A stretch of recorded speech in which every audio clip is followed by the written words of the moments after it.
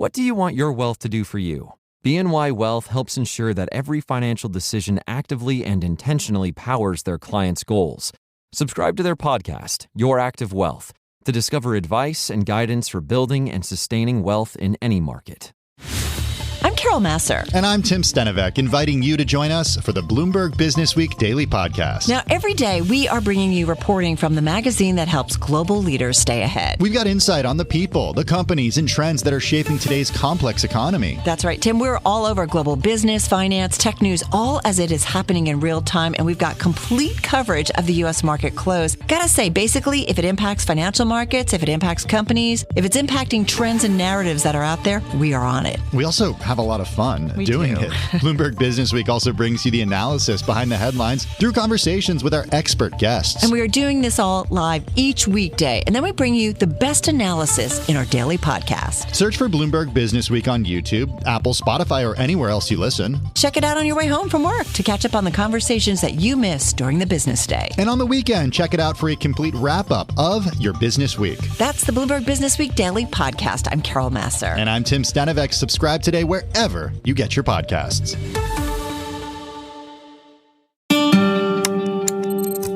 Bloomberg Audio Studios. Podcasts, radio, news. This is a breaking news update from Bloomberg. Instant reaction and analysis from our 3,000 journalists and analysts around the world. Live from Mar-a-Lago on Bloomberg TV and radio, answering a series of questions alongside the Defense Secretary, Pete Hegseth, the chairman of the Joint Chiefs of Staff, Dan Kane. We learned a lot together over the past half hour or so, and I want to just unpack some of what we learned. If you're just joining us, thank you for being here with a special edition of Balance of Power on Bloomberg TV and radio, streaming live on YouTube with breaking news on this Saturday, the 3rd of January. Mission Absolute Resolve, the name of the operation that took place last evening in Venezuela. Dan Kane describing months of work by Intel to find Nicolás Maduro, who is now on his way to New York to face charges. Months of work he described to understand where he traveled, what he ate, what he wore, what were his pets. The key, he said, was choosing the right day to minimize civilian harm. He described 150 military aircraft involved. And indeed, one of the helicopters that was involved in this mission came under fire, but remained flyable, he said. All of our aircraft came home. President Trump referring to the transition here and a remarkable headline that crossed the terminal a short time ago. Quote, "We are going to run it," essentially, referring to the country of Venezuela, until such time as proper transition can take place. He said as well, "We are not afraid of boots on the ground if we have to, and we're going to make sure that this is proper. We're there now." And says for a period of time, it'll be the people that are standing right behind me who will be running the country, referring to Secretary of State Marco Rubio, Secretary of Defense, and others. We saw the leaders of the CIA and FBI in the room as well at Mar-a-Lago. At my side today in Washington, Christina Ruffini, who has spent many years covering the State Department and foreign policy. This is something we've never quite seen, certainly from an America First president, as he calls himself. I mean, no. And one of the questions was, how is this America First? Yeah. And the president responded, America needs safe neighbors, and also we need energy, and that's our energy. And one of the more remarkable moments was the one you were just referencing, where he said the U.S. will be running Venezuela until we can make sure that they're doing properly. The other moment was when he was asked about Maria Machado, the Nobel laureate, and said he doesn't think she's up to the job. He doesn't think it's going to be her. He doesn't think she has the support of the people. That's really remarkable, because there were questions about whether she was in fact talking with him about next steps here. I think it'd be very tough for her to be the leader. He said, quote, "She's a very nice woman, but she doesn't have the respect to have the job," having won the Nobel Peace Prize and referred to as an opposition leader for a reason here. We want to bring in a voice from Capitol Hill, and it's an important one. And Congressman Brad Schneider, the Democrat from Illinois, is chair of the new Democrat coalition, as we just spent quite a period of time listening to the Republican administration. Congressman, we'd like to hear from your side of the aisle on this. Secretary Rubio says he did call members of Congress immediately after these strikes took place. Did you get a call? Did any of your Democratic colleagues receive a briefing this morning? I didn't. I don't know of any of my colleagues who have gotten a briefing. I've seen statements from folks like Jim Himes, who is the ranking member on intelligence, Mark Warner in the Senate, who've all said that they had not heard anything. And, Joe, this is a critical moment for our country. The president, let me go back first to Maduro. Maduro is a bad actor who deserves to face justice. He stole an election in 2024, installed himself as president. This time last year, he's been indicted by New York or a U.S. court in New York. And so I'm not going to defend Maduro or mourn for his demise. But the fact of the matter is that the president needs to follow the Constitution. And it is only the United States Congress who has the authority to declare war, has the authority to authorize military force. The president can take action if there is an imminent threat. The president needs to show Congress and the American people what was that threat, what is the legal justification. And critically, especially as you said, is he's now saying the U.S. is going to run Venezuela. How is the United States going to guarantee or ensure that Venezuela doesn't become a failed state and a threat to its neighbors and the United States as a whole? Well, you're on Intel and Foreign Affairs, Congressman. We heard from John Thune and Mike Johnson earlier today that there would be briefings planned for early next week. Is that your understanding? I suspect you'd be the first to be in the room, right? Yeah, I'm not on Intel. I'm on Ways and Means and Foreign Affairs, but we do need to have briefings. The administration needs to come to Congress as soon as we get back and brief us in a classified format, laying out its justification for the attack, laying out its legal authority for taking this attack. And quite honestly, I don't think the American people wants this administration running another country. They're already having enough trouble running this country. Congressman, what about that? That was one of the more startling revelations of that press conference when President Trump said, well, who's going to be running Venezuela? And he kind of gestured to the people behind him. And then more follow-ups from the press. What is the mechanism for this? How long? He basically said, at one point he said, it could take about a year. And then he said, but it takes a very long time to get the oil. And then he said, not only would the U.S. be using that oil to pay for, I'm assuming, its administration of Venezuela, but would also be reimbursing itself for damages Donald Trump says Venezuela has inflicted on the United States. Well, for Trump, it's always about the money. It's always about enriching himself. So that's a concern. This administration hasn't earned the benefit of the doubt from the American people to know that it's putting American interests first and not the interests of folks like Trump and his family and friends. That said, we need to understand what are the steps to ensure that Venezuela doesn't descend into a state of chaos and threaten the entire region. It's ironic that 35 years ago today, President Noriega of Panama surrendered to U.S. forces. The U.S. invaded Panama on December 20th of 1989. Noriega was arrested. The difference was on December 20th, the date of that invasion, the United States put in place a new president from Panama. The Panamanian people governed themselves. And so we need to understand why that isn't happening here. And as you noted earlier, the president has said he doesn't have confidence in the opposition leader. She has broad trust of the Venezuelan people. We need to make sure that we have a government of Venezuelans for Venezuelans, protecting their interests and ensuring a strong relationship with the region. Saw your statement on Twitter earlier, Congressman. You write, Maduro is a bad guy who deserves to be brought to justice. But that does not mean President Trump has blanket authority to send the U.S. military into a foreign land without authorization by Congress. There have been multiple attempts by Democrats. We spoke recently with Congressman Jim McGovern about his effort to get a War Powers Act on the floor of the House. You don't see that going anywhere with a Republican majority, do you? Not with this majority who've lost their sense of responsibility. The founders established with the Constitution 3 co-equal branches of government. And they rightly put the authority to declare war, to take the United States into foreign conflicts, to put U.S. troops in harm's way, put that with the Congress, because it is the Congress that faces the voters every 2 years. It is the Congress, today 435 representatives who reflect the interest and the values of the American people as a whole. And it is Congress who has the ability to respond and react. We need to make sure that congressional authority is protected. We need to take back that authority that this administration has usurped, not just on war powers, but we've seen it on tariffs and so many other areas. We need to stand up to this administration and say Congress is a co-equal branch, not a subordinate branch.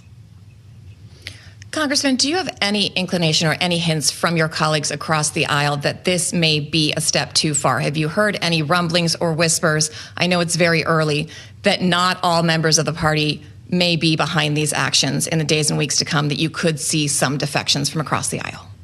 I would be surprised if there weren't some. I know a lot of my Republican friends, they believe in the Constitution. They ran for Congress to make a difference in the lives of the people they represent, but also to respect the idea that we are a co-equal branch of the federal government.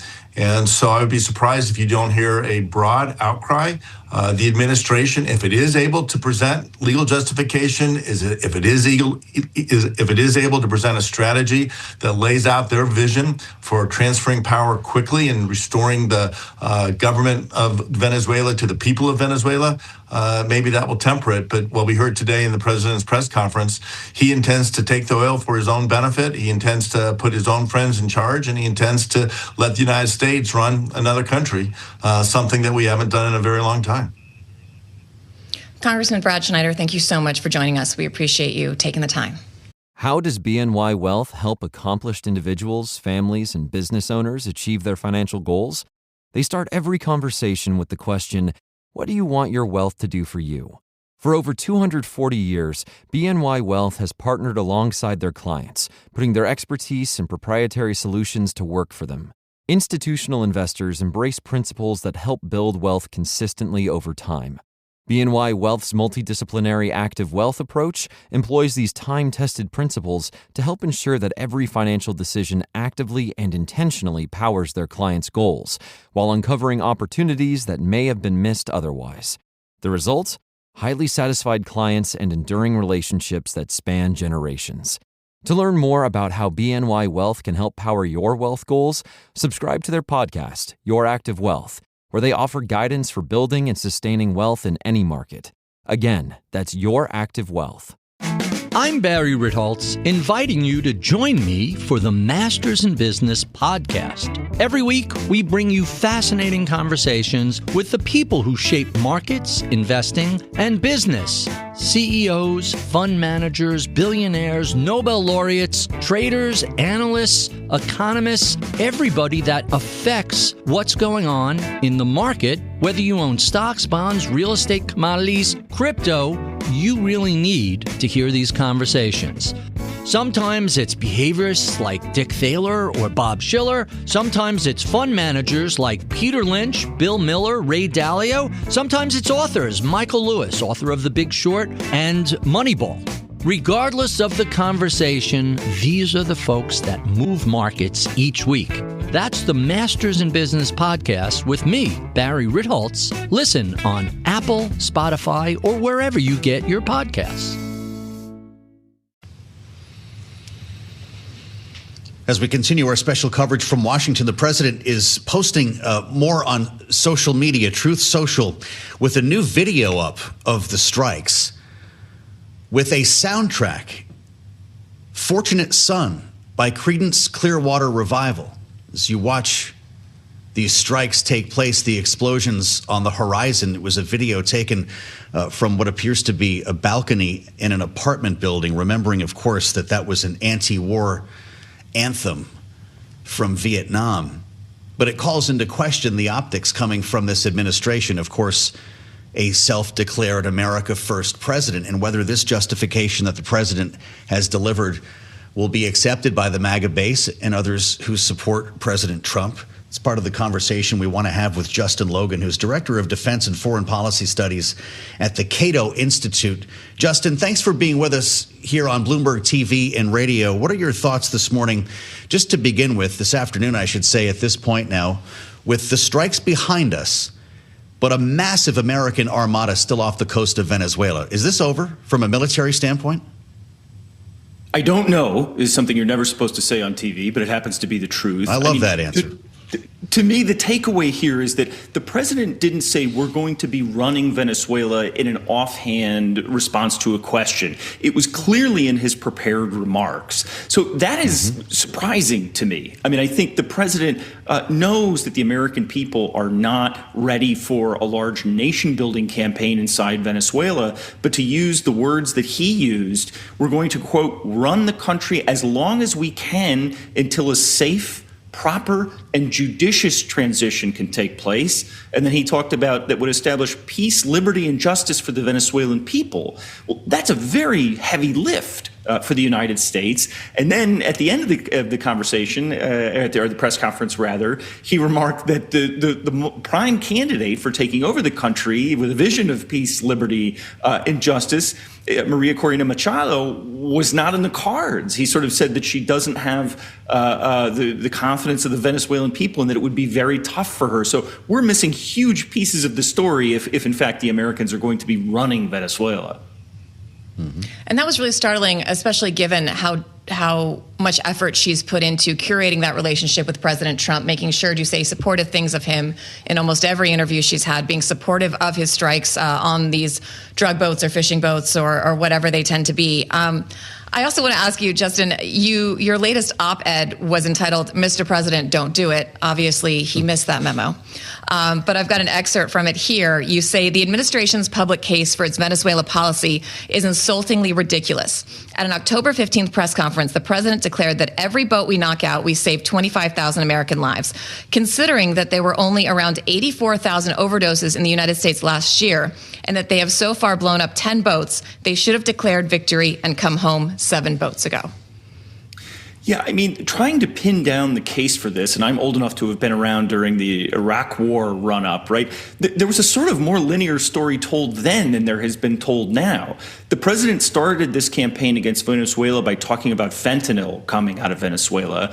Someone apparently let him know that fentanyl doesn't come out of Venezuela. And now you heard in the press conference today, he was referencing 300,000 overdoses, when in fact there are now less than 80,000 overdoses total in the United States each year, most of which are due to fentanyl.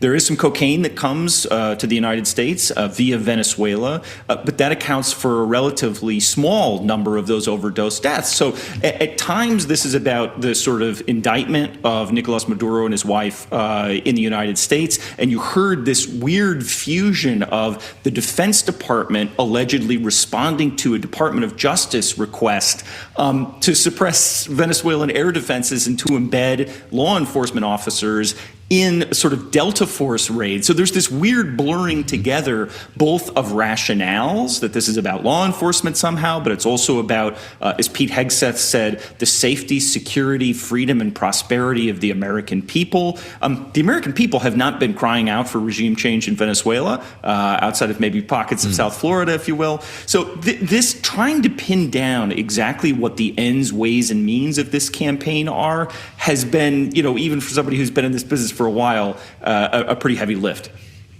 Last question for you, Justin. We've only got about a minute. I want to get back to where we began, and that's the justification for this military action. The president said, quote, "We built Venezuela's oil industry with American talent, drive, and skill, and the socialist regime stole it from us." Will the American electorate appreciate that point?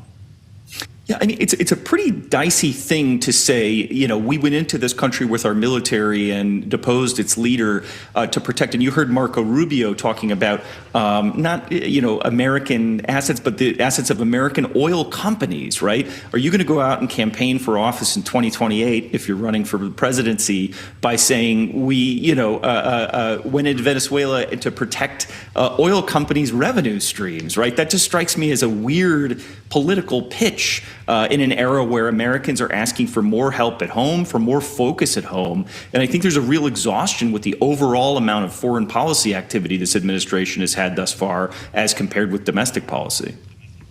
With his view from the Cato Institute, Justin Logan, we thank you very much for your insights. Before we get some final thoughts from our political panel, we want to get the latest right now from our newsroom in a day that has brought many developments to this story. Let's turn now to Nathan Hager. Nathan, what do you have? You said it, Joe. Thank you. President Trump says the U.S. is essentially running Venezuela now after an overnight round of airstrikes and a special forces operation that ended with the capture of Venezuelan President Nicolás Maduro and First Lady Cilia Flores. They are now on their way to New York, where they will face charges of terrorism conspiracy and drug trafficking. Here is what President Trump had to say at a Mar-a-Lago news conference. We're going to run the country until such time as we can do a safe, proper, and judicious transition. So we don't want to be involved with having somebody else get in, and we have the same situation that we had for the last long period of years. So we are going to run the country. And the president says the U.S. stands ready to carry out a second strike. It's not afraid to deploy troops in Venezuela if needed. Venezuelan opposition leader Maria Corina Machado posted on X that the opposition's ready to, quote, honor their mandate and assume power. But President Trump says Machado does not have the respect or support to lead the country. I'm Nathan Hager in Washington. Joe and Christina, back to you.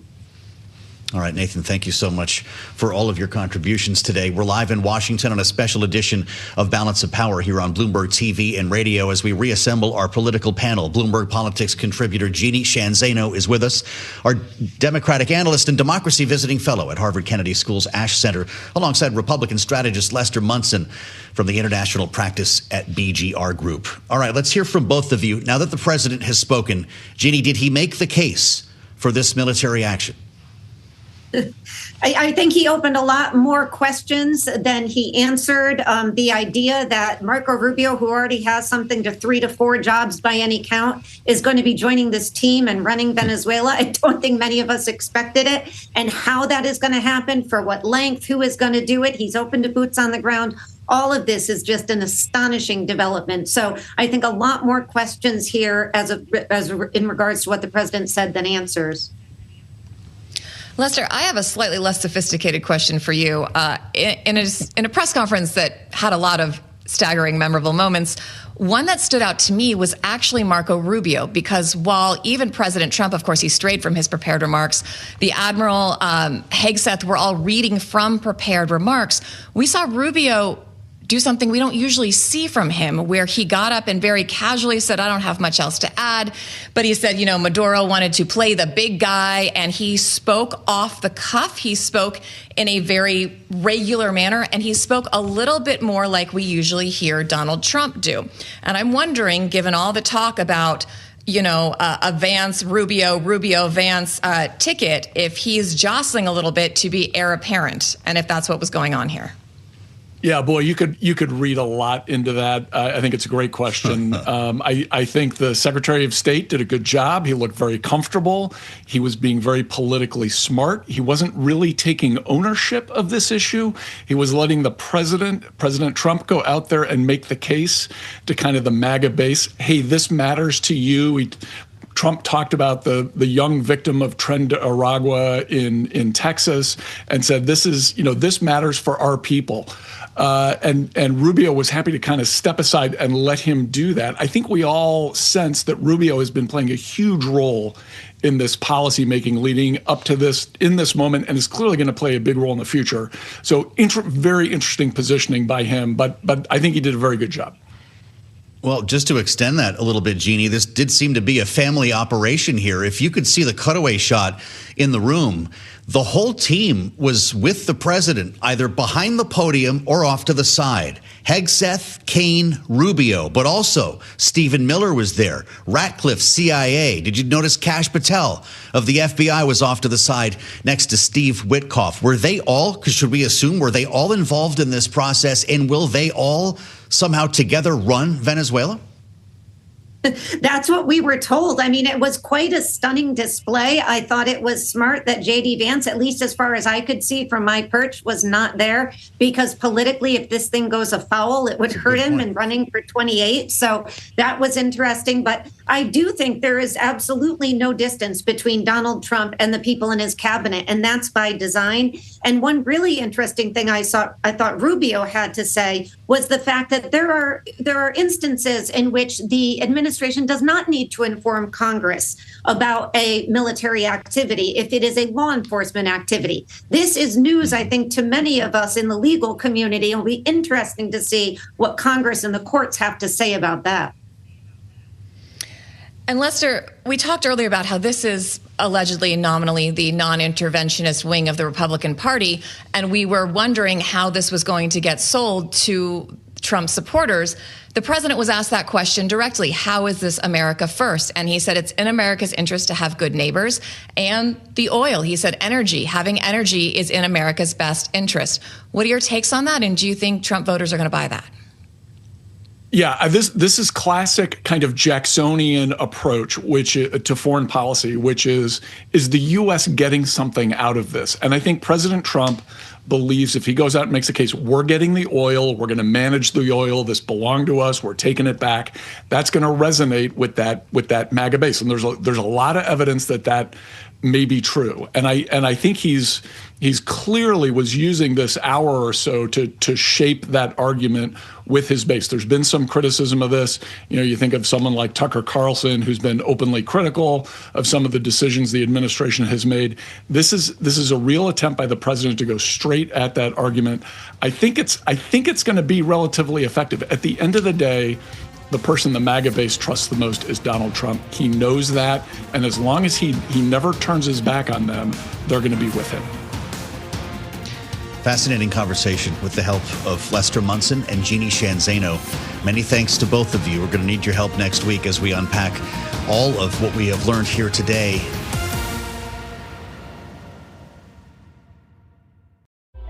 This is Caroline Hyde. And I'm Ed Ludlow, inviting you to join us for Bloomberg Tech, a daily podcast focusing exclusively on technology, innovation, and the future of business. Every weekday, we bring you the top headlines from the world's biggest tech companies. From finance to defense, AI to entertainment, and from startups to the Magnificent Seven. We highlight the latest stories of the people and companies pushing the tech sector to new frontiers and the politics that shape global tech markets. We do this all every weekday, then bring you the most important conversations and analysis in our podcast. Search for Bloomberg Tech on YouTube, Apple, Spotify, or anywhere else you listen. Join us every afternoon on your commute home and stay ahead of the tech news cycle. That's the Bloomberg Tech Podcast. I'm Caroline Hyde in New York. And I'm Ed Ludlow in San Francisco. Subscribe today, wherever you get your podcasts.